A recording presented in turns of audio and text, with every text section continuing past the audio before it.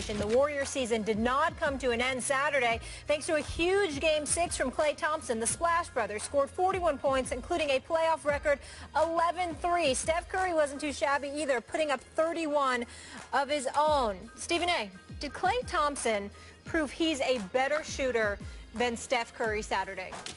No, he didn't, but he definitely made a case that it's something that should warrant a debate. This is Klay Thompson, his 5th year in the league. He has shot better than 40% from three-point range his entire career. He has never shot worse than 40% from three-point range in his entire NBA career. Former 11th overall pick in the NBA draft.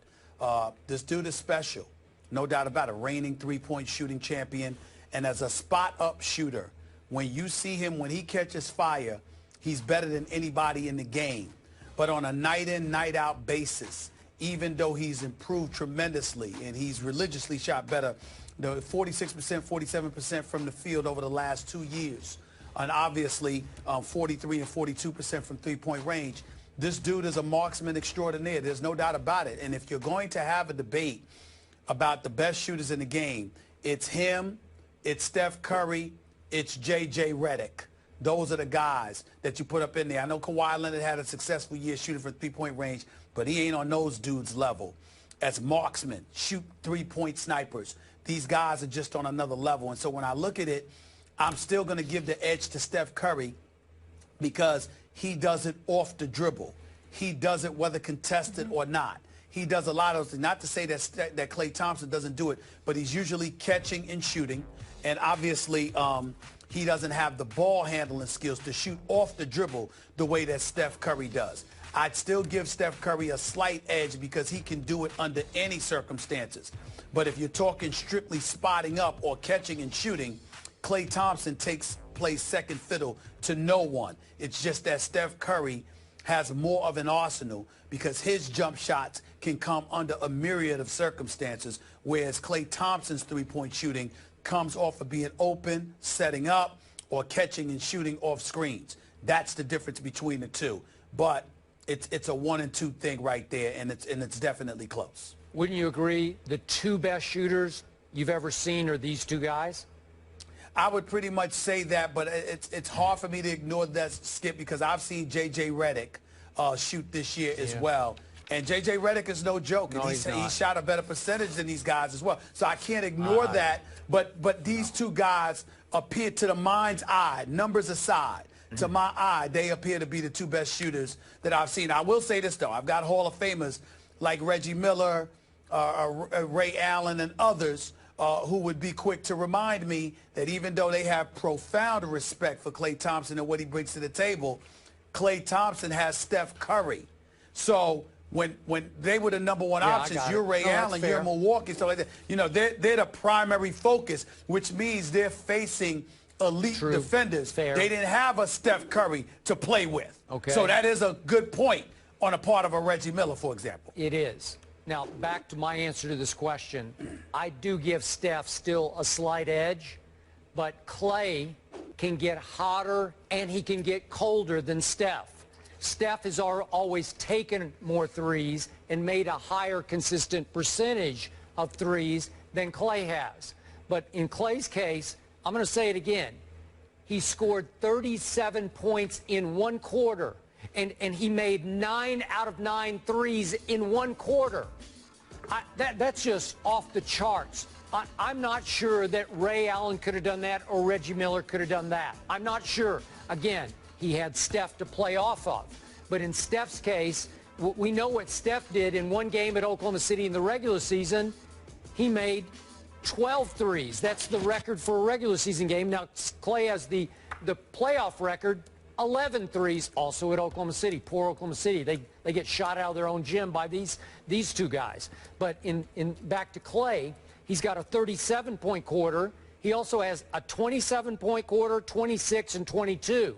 Well, Steph doesn't do that, although Steph has 11 20-plus quarters, but his high is only 28, 37 to 28. Steph's done it twice. So what I'm saying is Klay can get hotter than anyone I've ever seen, including Reggie, including Ray. But in this case, you're right. he's just catching and shooting, catching and shooting. Steph can do it off the dribble. He can create his own threes at will when he's healthy, but he's not healthy right now. Yep, I got you. Only 2 players in NBA history with 200 three-pointers in 4 straight years. Who are they? Steph and Clay. No surprise there.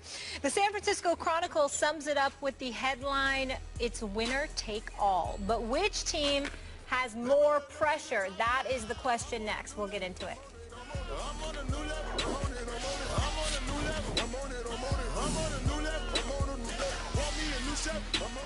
If we walk in here and like it's a funeral, then we already lost. And nobody walked in like that. You know, we can't feel sorry for ourselves because they aren't going to feel sorry for us, and nobody, whoever's covering the game, fans, you know, nobody's feeling sorry for us. You know, it's just a part of basketball. So guys walked in here real confident. You know, we were upset we lost, but, you know, we let that go. We got to get ready for Game 7. That's KD's mentality heading into Game 7. So, Skip, I ask you, which team has more pressure on them tonight? Stephen A. Smith, in my view, the pressure now shifts seismically to the home team tonight at Oracle to win a 3rd straight game against a team that has often dominated the Warriors in stretches of this Western Conference Finals. I think the pressure now shifts to the home team with a chance now to validate the record 73-win season by getting to the NBA Finals and winning it. And I think that's a lot of pressure. I think the pressure is now mostly off the visiting team, which opened, the Thunder did, as an 8.5-point underdog in this game. It's now bet down to 7. But my point is, outside Thunder Nation, I don't think many people really expect Oklahoma City to win this game, so expectations are lowered. And I'm hearing that Oklahoma City is actually relieved this game isn't in Oklahoma City because the crowd gets so hyped that it makes its home team play a little tight trying to get back to an NBA Finals. So I think they have a better chance, they think, at Oracle tonight where they can kind of relax and just let it flow. I need to ask you a question. What's your definition of pressure? Are you talking about just as it pertains to who wins this game or not, or the ramifications of who loses? I'm just doing this game tonight. Which team will feel the most pressure? I think the home team will. Just okay, tonight. all right. I agree with that, but for me, I'm embracing it different. If you're talking about who's going to feel the most pressure to win tonight, because in the throes of action, sure, it's Golden State. You overcome a 3-1 deficit. You got a Game 7 on your home floor. You're trying to repeat as champions, validate your 73-9 season. Fair enough. But I'm looking at it, just so you know, about who has the stiffest residual ramifications. Who's it going to stay with more if they lose? I think that's Kevin Durant. I don't even think it's Oklahoma City. I think it's Kevin Durant. Think about this. Think about Golden State. We've been wondering, is Steph Curry really healthy? Is he going to have surgery in the offseason? Is he himself? Blah, blah, blah, right? And we see all of that. And so because of that, you came back from a 3-1 deficit, and you fought and pushed this to a Game 7. That's respect. You might end up losing, but as a champion, you didn't go down like suckers. You handled your business. No. You stepped up and embraced the challenge of being champions, responded to the moment, and pushed it to a Game 7. That's entirely different than a superstar approaching free agency, talking about possibly leaving, etc. One of the greatest players in the world, up 3-1 on the champions, got the endorsement deals and the huge max contract coming, and everybody talking about you. And all of a sudden, Game 6 was on your home floor, and you, in concert with your other superstar, folded like a cheap tent. Yeah. That's what you're holding on to. If Game 6 never happened the way it happened, that would be different. But because of how it went down, how it ended, you have got to respond. Game 7. If you don't, all we're going to remember is Game 6. Kevin Durant has to respond tonight. I believe you. I think he's going to drop 40. But again, it's what are you going to do in those last waning moments when the palms get sweaty and the backside gets tight. What's up?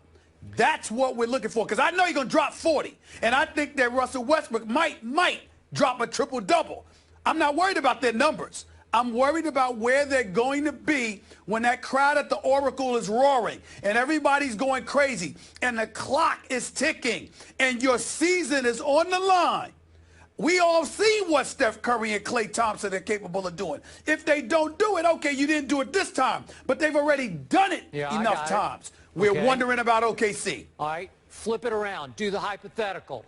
What if Golden State loses a Game 1 and a Game 7 at home to Oklahoma City and also got treated like suckers, got blown off the floor like suckers in Games 3 and 4 at Oklahoma City?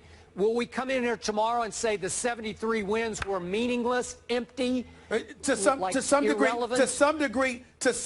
we'll say that. But the problem is Steph Curry got hurt against Houston, wasn't fully recovered against Portland, and there were questions that persisted all along. He just negated them, and Golden State negated them because, like champions do, they left no room for excuses. They owned it and came back and stomached it. But in our heart of hearts, as you alluded to earlier in the show, there are questions about how healthy Steph Curry is. So in the crevices of our mind, we have that as a backdrop. What possible backdrop does Kevin Durant have? Okay, so are we saying that Golden State does have an excuse if it loses at home tonight? Steph, in his health? To some degree, I'm saying not right now, but reflecting on in the offseason, we might say that. We won't say that about Kevin Durant. Nope.